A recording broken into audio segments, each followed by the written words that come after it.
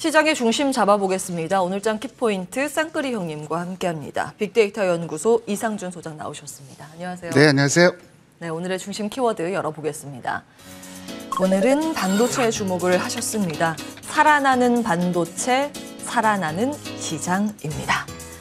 사실 이제 미국은 애플이 좀 살아나야 다른 종목들의 상승 룸이 열리는 건데 우리 시장은 삼성전자가 반도체이기 때문에 반도체가 살아나야 그 아우들이 따라붙는 거 아니겠습니까? 우리나라는 너무 심하죠. 사실은 삼성전자 같은 등치의 종목이 한 몇 종목만 더 있어도 이런 현상이 없는데 그러니까요. 삼성전자 등치가 너무 커요. 그게 영향이 좀 큰 것 같아요. 네. 잠시 후에 우리 시장 좀 진단 받아보도록 하고요. 간밤 마감된 미증시 어떻게 보셨어요? 저도 이제 새벽에 일어나서 미국 증시 확인할 때 제일 관심 가는 것부터 보잖아요. 근데 네. 전 10월부터 계속 제일 먼저 보는 게 반도체를 보거든요. 예. 폭등을 했죠. 뭐 5%나 폭등을 했고, 아까 뭐 주요 종목들 많이 오른 종목들 오네코가 브리핑에서 정리를 해줬기 때문에 그 부분은 이제 뭐 그 따로 좀 그 생략을 하고요. 다른 종목들 한번 좀 보면은 급락했던 모더나가 또 5% 이상 올랐고, 위드 코로나주들이 거의 움직임이 없어요. 그 크루즈나 항공 같은 경우도 별로 못 움직였는데 유독 또 여행주는 좀 잘 그 상승을 했습니다. 트립닷컴이 4.6%, 2차 전지 소재주인 알베말도 4% 넘게 올랐고요. 전기차 관련 주제 중에서는 테슬라만 올랐습니다. 4.2%가 올랐는데 반면에 이제 그 리비안이라든지 루시드 같은 종목들은 오히려 좀 약세를 보이면서 전기차 중에서는 테슬라만 올랐다 이렇게 보시면 될 것 같고, 자동차주는 포드, 제너럴 모터스 다 강세를 보였습니다. 포드가 4% 가까이 올랐고, 금융주도 강세, 뭐 골드만삭스, 뭐 JP모건 이런 종목들이 강세를 보였고, 유가 올라가면서 쉐브론도 1.5%가 올라가는 모습을 보였습니다. 에너지 섹터도 급등했죠. 예, 괜찮았어요. 예. 달러 인덱스는 뭐 약보합 정도, 유가가 8거래일 만에 70달러대 위로 올라오면서 71달러대로 좀 돌파를 했고요. 미 국채 10년물 금리는 사흘째 상승하고 있습니다. 1.48%. 오늘은 뭐 반도체 얘기를 앞에서 해야 되겠죠? 네. 근데 뭘 봤냐면은 지금 그 사상 최고치 경신한 게 지수가 11월 19일 이후 거의 한 달 만에 좀 그 경신을 했는데, 한 10월까지 미국 그 반도체를 주도했던 종목들은 두 종목 정도죠. 엔비디아하고 AMD 이 종목인데, 예. 근데 지금 그 어제자 기준으로 해갖고 최근 한 달 동안 상승률 상위 종목을 보면은 얼굴들이 확 바뀌어 있습니다. 엔비디아가 10등이고요. 1등이 팹립서체인 그 마벨 테크놀로지, 그리고 반도체 장비 쪽 그래서 램 리서치하고 테라다인 이제 그 후공정 업체인데, 그리고 D램 마이크론 테크놀로지가 3등에 있고요. 그다음에 온 세미컨덕터라든지 NXP 세미컨덕터즈 이런 거는 차량용 반도체, 그리고 통신주 들어 있습니다. 브로드컴. 그래서 종목들이 많이 바뀌었는데 이제는 우리 시장이랑 매치되는 종목들이 상당히 많이 나오고 있죠. 예. 그래서 또 상당히 우리 시장에는 뭐 절대 긍정적인 변수다 이렇게 보시면 될 것 같습니다. 이제 로블록스하고 엔비디아 같이 이제 메타버스 관련 테마가 떨어지다가 이날 반등했다는 것도 저는 좀 눈에 띄었고, 예. 우리나라 D램과 메모리 반도체와 연관 있는 기업들의 강세가 요즘 추세적으로 나타난다는 맞습니다. 것도 굉장히 반가운 흐름입니다. 네, 전반적인 미증시 상황 체크해 주셨고요. 국내 보겠습니다. 국내는 어떤 부분에 주목하셨어요? 어제 뭐 제일 좋았던 거는 하이닉스죠. 뭐 삼성전자 하이닉스 좋았는데 삼성전자는 또 그 기관은 팔았고요.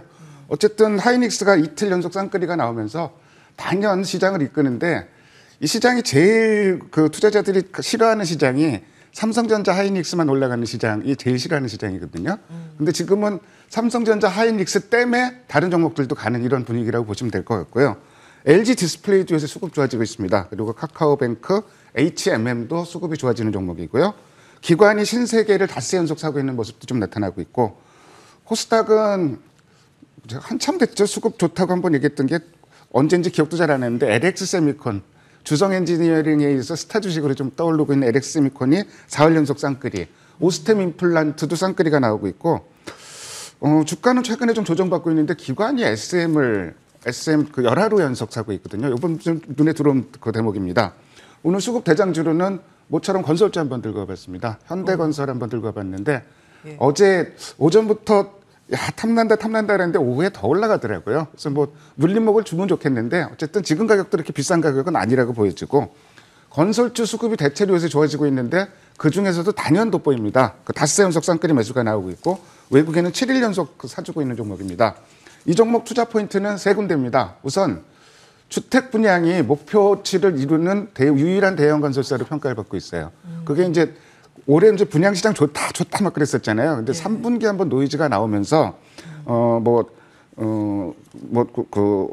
분양가에 대한 문제라든지 분양 허가가 잘 안 떨어지고 이러면서 좀 지연이 됐는데 유일하게 좀 현대건설은 목표치를 이룰 것으로 좀 예상을 하고 있고 또 이 회사가 이제 정비 사업 이런 쪽에 강한데 이쪽이 대대적으로 이루어진다고 얘기를 합니다. 이쪽에서 대대적인 수주가 예상이 되고 건설주 얘기할 때 예전에 상반기만 하더라도 해외 수주 엄청 늘 거다 이렇게 얘기를 했었는데 생각보다 안 늘었어요. 근데 현대건설은 수치상으로 3분기에 이미 턴어라운드가 확인이 되고 있습니다. 그리고 사우디라든지 카타르라든지 이런 쪽으로 해서 내년에는 본격적으로 이제 매출이 증가할 것으로 예상을 하고 있고 마지막 세 번째는 이 두 가지 본업 외에 미래 먹거리에 대한 부분. 그러니까 소형원자로 SMR 관련해서 미국 원자력 기업하고 협업을 하면서 같이 이제 진출하는 주로 이제 건설 쪽을 맡겠죠. 이런 것도 추진하고 있고 해상 풍력 점유율 확대 또 뭐 수소 에너지 이런 쪽으로 미래 먹거리를 꾸준히 확보하고 있다는 것도 이 회사 절대 강점이고 뭐 최근에 주가 움직임이나 수급이나 건설주 중에서는 단연 이 종목이 단연 돋보이는 종목으로 보시면 될 것 같습니다. 예. 수주 기대감도 있고 사실 대선 전이기 때문에 네. 정책 테마주에 대한 기대감도 그런 성격으로 볼 수도 있는데 그렇다고 보기에는 얘만 너무 튀어요. 건설주 중에서 건설 유독 섹터 현대건설만 좀 상당히 좀 다른 움직임을 좀 보이고 있습니다. 그래서 저희가 계속 수급을 체크를 하는 거겠죠. 맞습니다. 섹터가 좋은 건 아는데 그 안에서 과연 어떤 종목을 선정을 해야 되나 수급이 몰리고 있는 종목 그 안에 힌트가 있다 계속 말씀해주고 계십니다. 오늘의 수급 대장주 현대건설 찍고 시장 이야기하겠습니다. 자, 12월 들어서 외국인들의 매수 강도가 강화되고 있는 상황입니다. 제일 기분 좋은 게 뒤로 갈수록 더 산다는 거죠. 어제 개장 초반에 외국인이 한 1,000억 넘게 파는데 이상하게 요새 맨날 그러니까 오후에는 되사지 않을까 이런 생각이 들었는데 실제로 오후에 제 기대보다도 더 세게 샀는데 뭘 샀냐? 뭐 당연히 전기전자주를 샀는데요. 굉장히 재미있는 현상이 어제 전기전자주 일중 매매 차트를 제가 캡처해 왔는데 기관이 오전만 하더라도 전기전자를 대량으로 매도를 했어요. 근데 외국인이 세게 사니까 슬금슬금 따라 사기 시작해서 결국 전기전자에 대해서 순매수로 끝이 났습니다. 그러니까 이런 흐름이 나오니까 시장이 개장 초반에 다소 밀린다고 하더라도 뭐 똑같이 만약에 0.5%가 올랐다고 하더라도 1% 올랐다가 음봉으로 마감되는 거고 양봉으로 마감되는 거하고는 완전 틀린데 양봉을 계속 내주고 있다는 점이 긍정적이고요. 사실 전기전자 업종 매수가 외국인 전체 코스피 매수보다 많았는데 그렇다면 어제 뭘 팔았는지를 좀 살펴봤어요. 그래서 어제 판 업종을 살펴봤더니 화학이라든지 서비스, 뭐 의약, 외국인은 이런 업종들을 팔았고요. 그리고 기관은 의약, 서비스, 화학 업종도 재미있는 게 오전만 하더라도 기관이 화학 업종은 쭉 샀었거든요. 근데 외국인이 화학 업종 막 파니까 따라 팔아요. 요새 굉장히 연동되는 흐름이 이렇게 나오고 있고요. 종목들로 봤더니 근데 화학 업종, 화학 섹터를 팔았다 이렇게 볼 필요는 없어요. 세게 판 종목도 없고 예를 들어서 뭐 같이 판 종목이 화학 업종에서는 뭐 SK 이노베이션이나 롯데케미컬 정도, 서비스에서는 카카오, 크래프톤 정도, 나머지 정도 종목들은 그렇게 매도 강도가 별로 세질 않았고요.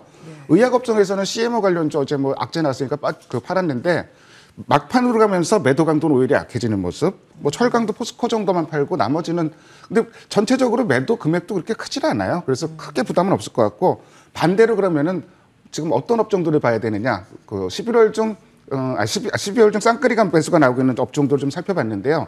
전기전자라든지 운수장비, 운수창고, 유통, 증권, 건설 이 정도가 쌍끌이가 나오고 있고 코스닥에서는 이제 반도체 정도만 쌍끌이가 나오고 있는데 제가 이제 결국 요 얘기를 하고 싶어서 지금 여지껏 정리를 했는데 지금 업종을 사는 게 아니라 업종 내에서도 특별히 아까 현대건설 예로 들었잖아요. 특정 종목으로 좀 매수의 쏠림 현상이 나타나고 있기 때문에 그런 부분들을 좀 주목을 해야 된다. 그래서 사고 있는 종목들을 좀 살펴봤는데 12월 중에 그 쌍끌이 매수가 나왔으면서 어제도 그 기관 외국인이 같이 산 종목들을 한번 좀 꼽아봤거든요. 전기전자에서는 LG그룹주가 단연 돋보입니다. LG전자, LG디스플레이. 최근에 이 종목도 수급도 좋고 일봉 보면은 이제는 좀 치고 올라가는 모습이 나오고 있어요.